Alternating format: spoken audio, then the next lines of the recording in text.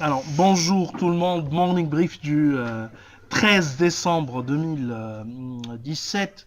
On va commencer par un commentaire marché. Après, il y a Cartas Cement à propos du nouveau contrat décroché selon la société en Afrique subsaharienne. Après, je reprendrai la parole pour commenter quelques rumeurs, les dernières rumeurs sur le FMI. Et après, après ça, on vous laisse place on laisse place à vos questions si, bien sûr, s'il existe. C'est Fatma Chafi qui va commenter Cartas Cement. Alors, je cède la parole à Bassem.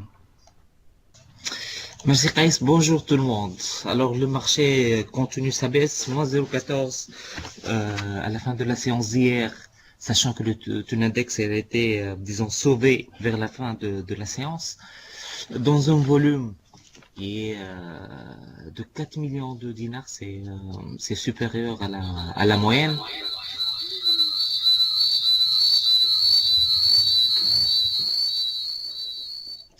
Les principales haussières, c'était encore une fois SITS, 2 dinars 850. Ça fait longtemps qu'on n'a pas vu le titre à ce niveau de prix. Il y a également New Badila, un titre qui est très très peu liquide, mais il y a également l'UBCI qui a augmenté de presque 3%, 22 dinars 50 millimes, sachant qu'hier il y a eu une transaction de bloc sur le titre, une petite transaction, 7710 titres à 22 dinars, toujours sur le compartiment de bloc, notant qu'il y a eu une transaction importante sur le droit de souscription de la BH, 1 million de titres à 300 millimes. Alors à ce cours, alors il y a eu une perte de 660 000 dinars sur cette transaction.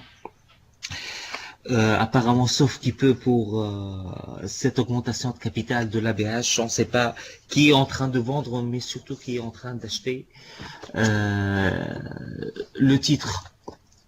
À ce cours, il serait plus intéressant d'acheter le titre plutôt que de souscrire à 15 dinars. Artes, moins 5%, 5 dinars 700. C'est le titre qui a été le plus sanctionné sur le marché. Il a également Servicom, moins 4,27%. Côté volume, le titre le plus échangé, c'est l'Institut Vert, 680 000 dinars, avec une activité des investisseurs étrangers concentrée surtout sur Telnet Holding, avec l'acquisition de 13 400 titres pour une valeur de 81 000 dinars lors de la séance d'hier. Donc ce sont les principaux mouvements enregistrés et je passe la parole directement à Fatma Charfi pour commenter Cartas Cement. Merci Bassem. Bonjour tout le monde. Alors, suite au communiqué de presse publié hier, CC a annoncé que la société a pu décrocher un marché pour l'exportation de 350 000 tonnes de clinker vers l'Afrique subsaharienne pour l'exercice 2018. Certes, cette opération permettrait à CC de pénétrer pour la première fois le marché africain subsaharien et ainsi ouvrir des horizons pour la reprise et le développement des exportations. Cependant, la mauvaise expérience du contrat Côte d'Ivoire alimente nos doutes sur ce dossier. Selon nos calculs, CC réaliserait environ 31,5 millions de dinars de chiffre d'affaires additionnel grâce au nouveau marché, prix de clinker FOB 35 $ par tonne. Nous allons réviser à la hausse les ventes 2018. Toutefois, l'augmentation du chiffre d'affaires reste toujours insuffisante pour couvrir le service de la dette au vu des difficultés de la demande locale.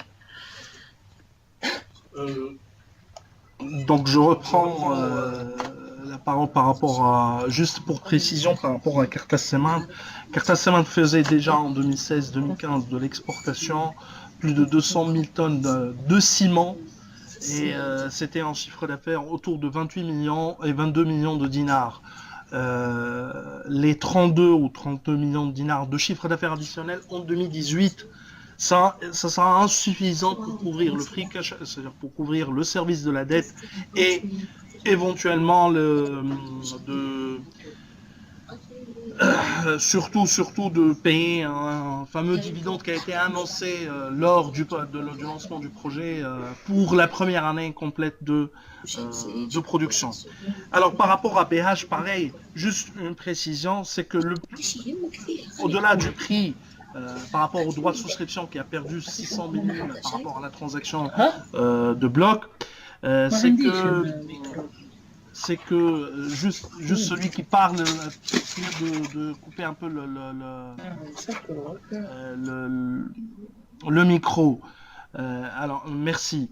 Alors, autre précision donc pour PH, c'est que pour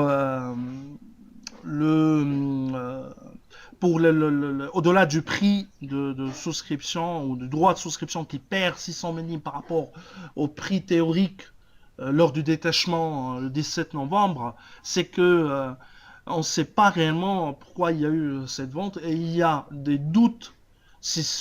À ce rythme, il y a probablement des doutes sur la clôture de l'augmentation de capital, puisqu'on ne sait pas pour le moment l'engagement de l'État. Au niveau de la loi de finances complémentaire, ça n'a pas été précisé. On sait que ça a été ratifié pour la commission, mais au niveau de la loi de finances complémentaire disponible sur le site du ministère et qui a été publié, bien sûr, au JORT, il n'y a pas eu de précision, on n'a pas de chiffres ou de montant exact d'engagement de la part de l'État tunisien. Donc on ne sait pas l'engagement de l'État tunisien. Il y a eu la vente de la part pour le compte de la fille de M. Horcheni, donc je ne sais pas ce que ça sera plutôt Horcheni Finance. On verra. La clôture de l'augmentation de capital est prévue pour le 15 décembre. Alors, l'FMI. Alors, les dernières rumeurs semble que il n'y aura pas l'accord du staff pour cette revue. Il n'y aurait pas, en utilisant conditionnel.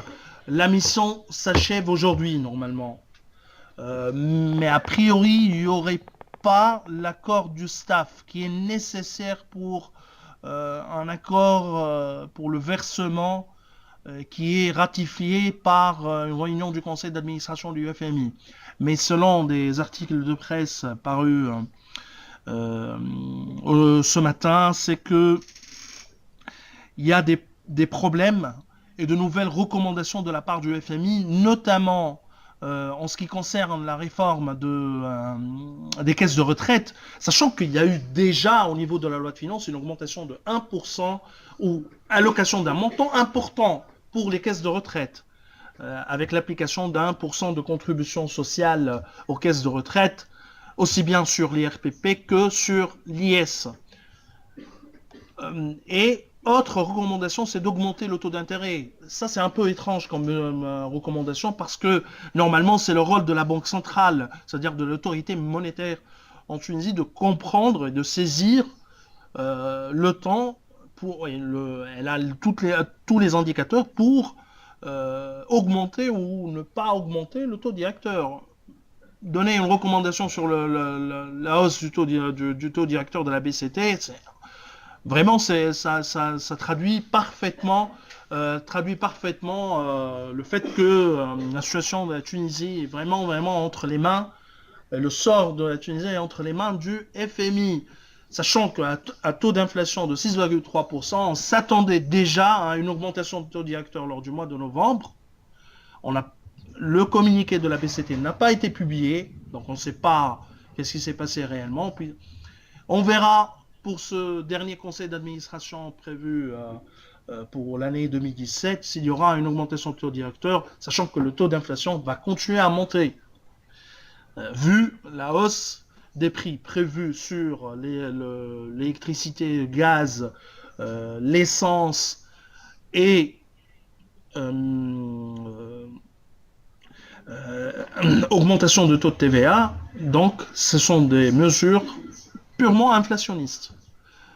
Alors, s'il n'y a pas de questions de la part des intervenants donc, et des participants, je vous souhaite déjà une bonne journée. Donc, on attend s'il y a des questions, hein. Donc, a priori, il n'y a pas de questions. Je vous souhaite donc une bonne journée. Au revoir, à demain.